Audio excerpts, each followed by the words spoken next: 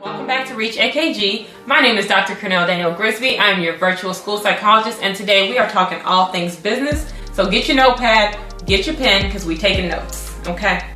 It's about to get serious. So in today's video, I'm going to be sharing with you guys 5 tips that I think will be really helpful if you want to transition from a full-time employee to a full-time entrepreneur.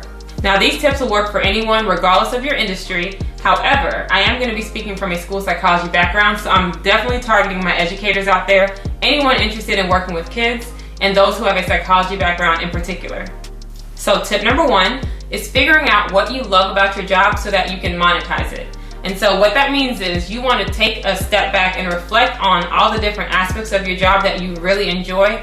And if you can't think about this off the top of your head, if you're having a hard time figuring out what it is that you actually really like to do, then just start tracking your day, right? Think about from the start of your day to the end of the day, what are the different tasks that you do every day? And then look at it and see, what do you actually look forward to doing?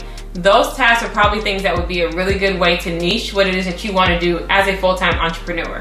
Also reflect on, if I had to wake up every day and do this, would this be worth my time? And is it worth me stepping away from my full-time position now so that I can do this as a business owner? So before I left the school system as a full-time school psychologist to start my own business as an education consultant, one of the things that I recognized was that I really enjoyed consulting with parents and with teachers and finding interventions that would help students make progress in RTI, MTSS, or SST, whichever one y'all school using, because you know they use all of them. But that's the point. I realized that this was something that I really enjoyed doing because when I would get home from work, I would still kind of have this desire to look up interventions and see what I could do to help the students. Now that I'm in my own business, this is something that I do a lot with parents and with the kids that I work with. So it's definitely a skill that I transferred from the schools to my own business as a full-time entrepreneur. So one of the things that I learned in graduate school was that you always want to do a needs assessment before you make a big change. And so basically a needs assessment is you ask people who you're trying to help what they need help in. And so it sounds super simple, but a lot of times as business owners, we forget to do this. So think about all the services that you may want to offer. Have you really asked the target audience if that's something that they even need? You know, is that something they'd be willing to pay for? That's a good way for you to figure out, how do I need to tailor my skills so that I can strengthen the possibility that I will actually have clients who will return, because returning clients is returning money, and we like that. So tip number 2 is to practice doing whatever skill you want to niche down in outside of your full-time position. So for example, if you're in education and you want to work with students outside of the school, maybe you want to start your own tutoring company. It may be a really good idea to start working for another tutoring company part-time just to see what that looks like. Now, there's a lot of other things that go into being a business owner. It's not all about the service or good that you provide. There's a lot of administrative things that go on behind the scenes that it will be helpful to get an idea of before you go into this full time.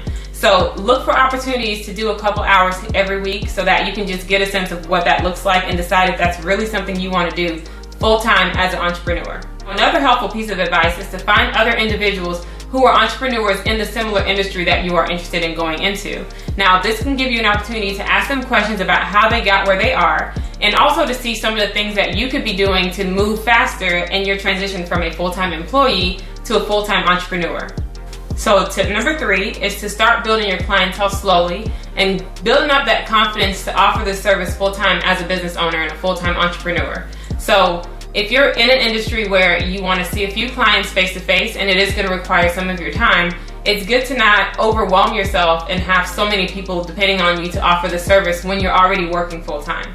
So you want to start with a small number of clients, maybe 1 or 2 people a week, and figure out exactly what it is that you want to tailor your skill to be or what you want your service to look like so that you can be an expert at what you're doing in no time. So tip number 4 is to make sure that you invest in yourself and in your niche that you want to go into as a business owner. So what this could look like is taking advantage of professional development opportunities that your job is offering at the time.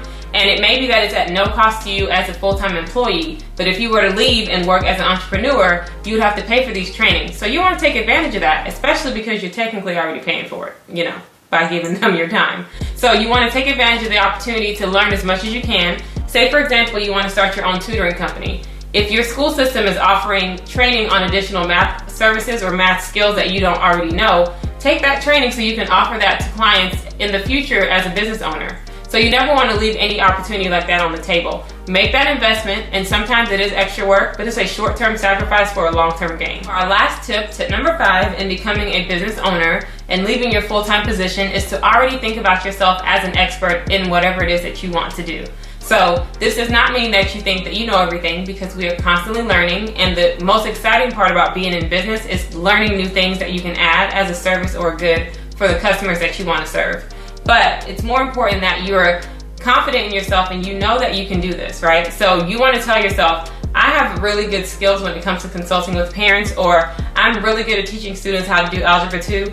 And go ahead and showcase those skills, right? Find opportunities for you to do that so that other people can see the confidence you're exuding, and they're going to want to give you their money because you're going to let them know that you know what you're doing. So when it comes to being an expert, you don't have to be fully functioning as a business, right? You don't have to be fully operational, have a office space. You could be doing it at your home if you have to, meeting at the library, meeting at Starbucks. It doesn't matter how you do it. You just want to make sure that you're putting yourself out there and you are telling yourself that you can do this. If you hold yourself accountable, the likelihood of you failing is very slim because you're not going to want to let yourself down.